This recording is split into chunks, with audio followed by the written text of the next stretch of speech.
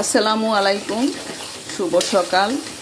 আজকে আমি লাল শাক দিয়ে চিংড়ি মাছ রান্না করব। আমরা আসলে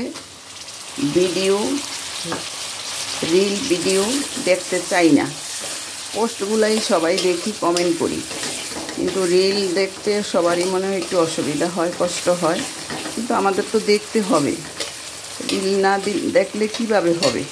আমাকেও দেখতে হবে আপনাদের ভিডিও, আমার ভিডিও আপনাদেরকে দেখতে হবে, তাহলে আমরা সামনের দিকে এগিয়ে যেতে পারবো, নতুবা আমরা পিছিয়েই থাকবো। আমার লাল শাক দিয়ে চিংড়ি মাছ রান্নাটা কমপ্লিট হয়ে গেছে। এখন 8টা বাজতে আরও বাকি আছে, 7:30টার মতো বাজে। সারা জীবন স্কুল করেছি, সকালবেলায় খুব ভোরে উঠে রান্না করে তারপরে স্কুলে যাওয়া আসা করতাম। সেই অভ্যাস সারা জীবনই থাকলো। আর আপনি 10টার পরে আমাকে রাতে আর পাবেন না, ঘুমের ঘরে চলে যাব। আর এদিক দিয়ে 3টার পরে আবার আমাকে পাবেন। আমি আবার তখন একটু আল্লাহর ইবাদত বন্দেগী করি, ঘন্টা 2-3। তারপরে এশাকের নামাজ পড়ে রান্না চড়াই দিই।